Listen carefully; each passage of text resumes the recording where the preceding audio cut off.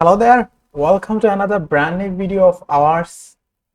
ইংরেজি গ্রামার শুনলেই মনে হয় উফ কত কঠিন আর বিরক্তিকর একটা বিষয়, তাই না?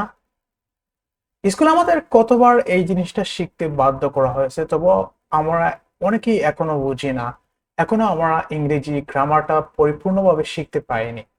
কিন্তু যদি আমি তোমাদের বলি, ইংরেজি গ্রামার আসলে এতটা কঠিন না, বরং খুবই সহজ।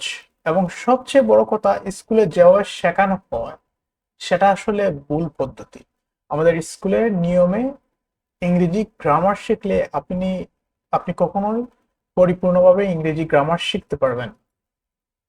আজ আমি তোমাদের এমন কিছু সহজ কৌশল শেখাবো যা স্কুলে কখনো শেখানো হয়নি, কিন্তু শেখানো উচিত ছিল। স্কুলে আমরা গ্রামার শেখার জন্য জটিল নিয়ম কানুন, বিশাল বিশাল বাক্য গঠন এবং অজস্র টার্মস মুখস্থ করতাম।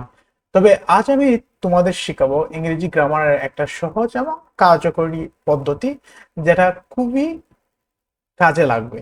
আগে একটা প্রশ্ন, তোমরা কি জানো বেশিরভাগ ইংরেজি গ্রামার গঠন হয় মাত্র তিনটি জিনিসের উপর ভিত্তি করে? মাত্র তিনটি জিনিস। হ্যাঁ, ঠিকই ধরেছো। সাবজেক্ট, ভার্ব এবং অবজেক্ট। সাবজেক্ট কোন বিষয় নিয়ে কথা হচ্ছে, ভার্ব কাজ, এই সাবজেক্টের কাজটা কি, অবজেক্ট অবজেক্টটা হচ্ছে এই সাবজেক্টকে নিয়ে কথা বলবে। এসবের ভিতরে গ্রামারের প্রায় সবকিছুই। এই তিনটা জিনিস যদি আপনি ঠিক মতো ধরতে পারেন, যে সাবজেক্ট কি, ভার্ব কি, অবজেক্ট কি, আপনার গ্রামার শেখার রাস্তাটা সহজ হয়ে যাবে।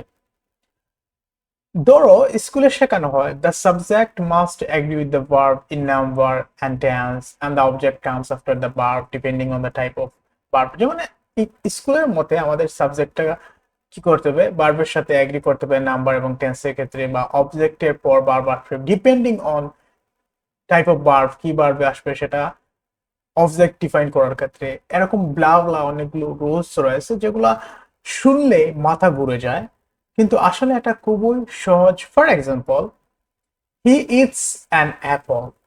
সে একটি আপেল খায়। এই বাক্যটায় হি হলো সাবজেক্ট। হি মানে কি? সাবজেক্ট। কে বিষয়টা কি? এখানে বিষয়টা হচ্ছে কে? কে হি। ইটস, ইটস হলো ভার্ব। কি করে? ভার্ব মানে কাজ। এখানে কাজটা কি? ইট, খাওয়া, ইটিং। খাওয়াটা হচ্ছে কি এখানে কাজ। ইটস, ইটস হলো কি? ভার্ব। আর অ্যান অ্যাপল হলো অবজেক্ট। অবজেক্ট অর্থাৎ সাবজেক্টকে নিয়ে এটা কথা বলেছে। কি খাচ্ছে? সাবজেক্ট কি খাচ্ছে? সেটা হচ্ছে অ্যান অবজেক্ট খাচ্ছে। সেটা হচ্ছে কি? অ্যান অবজেক্ট কি? সেটা হচ্ছে অ্যান অ্যাপল। সাবজেক্ট এখানে কি খাচ্ছে? একটা আপেল খাচ্ছে। It's as simple as that. ইংরেজির প্রায় সব বাক্যই এমনভাবে তৈরি হয়, এই সহজ নিয়মটা জানলে 90% বাক্য গঠন করা হয়ে যাবে। এখন সবচেয়ে মজার ব্যাপার হলো, আমরা যেসব গ্রামার রুল নিয়ে বয়ে থাকি সেগুলো আসলে অনেক সহজভাবে শিখতে পারি। যেমন ধরো টেন্সেস, ভবিষ্যতে কি হচ্ছে, এখন কি হচ্ছে, কিংবা আগে কি হয়েছে, এই তিনটে জিনিসই শুধু বুঝতে হবে। টেন্স মানে কি? আপনার পাস্ট, ফিউচার এবং বর্তমান, এবং এই তিনটা সেকশনকেই বর্ণনা করে এই টেন্স। মানে আমাদের সময়, সময়কে নিয়ে টেন্স কথা বলে। সময় বলতে কি? সেটা আমরা কি বুঝি? বর্তমান, অতীত এবং ভবিষ্যৎ। এই বর্তমান, অতীত, ভবিষ্যৎ যদি আপনি বুঝতে পারেন তাহলে আপনার টেন্স শেখা হয়ে যাবে, এবং বাকি রুলস গুলো আপনার মুখস্থ করার দরকার নেই। জাস্ট অতীত এবং বর্তমান, ভবিষ্যৎ এই জিনিসটা শিখা কিভাবে ডিফাইন করবে, এই জিনিসটা জাস্ট একবার ফলো করবেন তাহলেই হয়ে যাবে। Preposition, in, on, at. প্রিপোজিশনটা কি? ইন, অন, অ্যাট বা এই জাতীয় যে শব্দগুলো আছে, অফ, অন, এগুলো মূলত ব্যবহার হয় কোন ক্ষেত্রে? সময়, সময়ের ক্ষেত্রে এই জিনিসগুলো ব্যবহার হবে, স্থানের ক্ষেত্রে ব্যবহার হবে, এবং অবস্থানের ক্ষেত্রে। এই তিনটা জিনিস যদি আপনি বুঝতে পারেন তাহলে আপনার প্রিপোজিশন শেখা হয়ে যাবে এবং প্রিপোজিশনের ব্যবহার জানা হয়ে যাবে। তাহলে এই জিনিসগুলো করার ক্ষেত্রে আপনার বেশি বেশি কি করতে হবে, যে এই জাতীয় যে সেন্টেন্স গুলো আছে, বাক্যগুলো আছে, সেগুলো আপনাকে বেশি বেশি প্র্যাকটিস করতে হবে। আর্টিকলস, এ এন দি। স্কুলে আমাদের অনেক জটিল মনে হতো, তাই না? কিন্তু শুধু এটা মনে রাখো, এ এবং এন ব্যবহার করো সাধারণ জিনিসের আগে।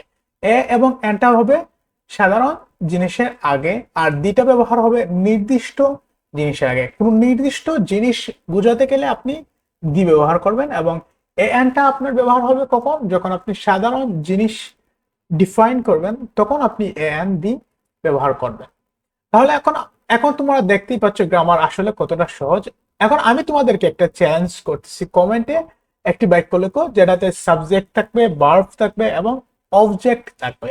আমি তোমাদের কমেন্ট চেক করে দেখো তোমরা কতটা সহজে এই বাক্যটা বানাতে পারো।